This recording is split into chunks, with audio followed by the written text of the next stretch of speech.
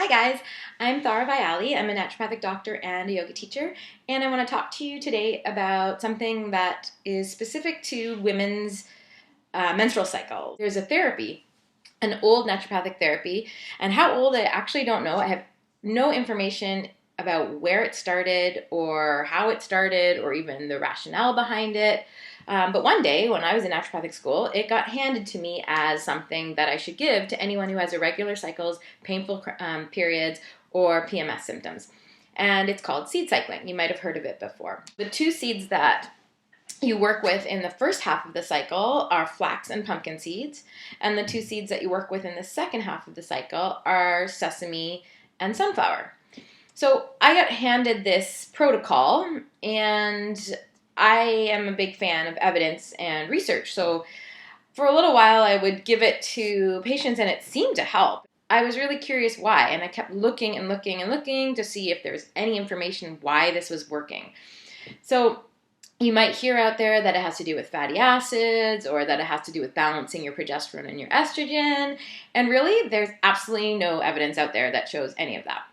But there is information that shows what each of those seeds does, and you can figure out what is happening to your hormones at that time, and you can decide whether that's appropriate or not. So I'm going to tell you all the 4 seeds and what they're good for, and then you can make a decision whether that's a positive or negative impact on your cycle. Flax seeds are the first one that are often recommended in that first phase of your cycle.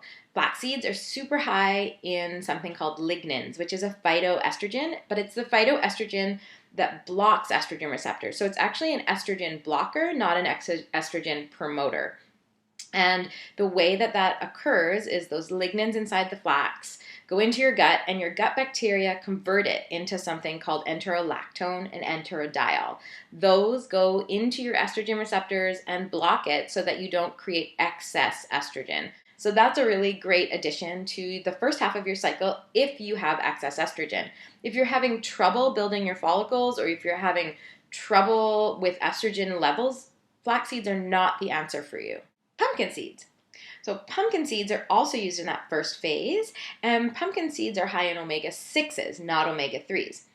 And one of the things that's in pumpkin seeds that's pretty rare in a lot of other foods, and definitely not in the other seeds, is zinc. Zinc is really important for your reproduction, and it's also really important for immune system. That's about it for what pumpkin seeds would contribute to the menstrual cycle. Sesame seeds. So sesame seeds are used in the second half of seed cycling, in the second half of your menstrual cycle. And sesame seeds are actually also really high in lignans. So they're almost comparative to flax seeds. Sometimes some people have just found out that there are more lignans in your sesame seeds than your flax seeds, and some people say flax seeds have more lignans. Regardless, they're both really high in lignans, and sesame seeds are also really high in omega-3s. So I like to remember that the small seeds of this seed cycling process are the ones that have the lignans and have the omega-3s. So the smaller the seed, the smaller the number of the omega. In that case, in this second half of the cycle, it's doing almost the same thing that flax seeds are doing. It's blocking estrogen instead of promoting progesterone. So they're essentially doing the same thing in both halves of the cycle, just different seeds are creating the effect. The only difference between sesame seeds and flax seeds in terms of hormonal health is that, or reproductive health, is that sesame seeds seem to have a distinct effect of helping your vitamin E be more productive and more useful in your body. And vitamin E is one of the fat-soluble vitamins that's really essential and crucial for fertility. Sunflower seeds.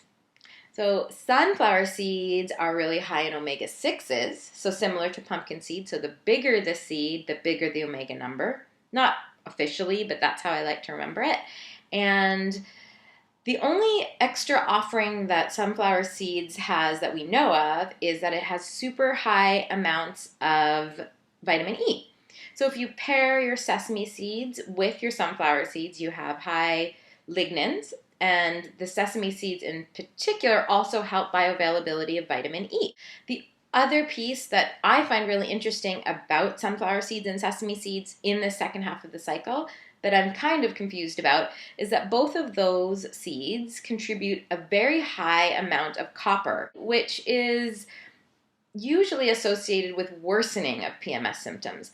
So that's something to keep in mind. Your PMS symptoms are getting worse. The possibility is that the high copper in your sesame and your sunflower seeds could be contributing. So it could be that the first half of that seed cycling can work for you, but the second half might be making it worse. So learning all the basics of what those seeds contribute help you modify the plan for yourself as opposed to just taking seed cycling as it is.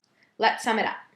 Seed cycling, classically, is done in 2 phases. The first phase is from day 1 to 14-ish, and in those days, you grind up a tablespoon each of flaxseed and pumpkin seed. From day 14-ish until the day you start bleeding, that's the second phase of your cycle and the second phase of seed cycling. In that cycle, you take a tablespoon each of sesame and sunflower, grind them up, and eat them every single day. Flax seeds and sesame seeds are high in omega-3s. Pumpkin seeds and sunflower seeds are high in omega-6s. Flax seeds and sesame seeds are high in lignans, which are anti-estrogenic. And sunflower and sesame seeds are high in copper, which tend to make PMS symptoms worse. Sesame seeds and sunflower seeds increase the bioavailability of vitamin E, which helps fertility.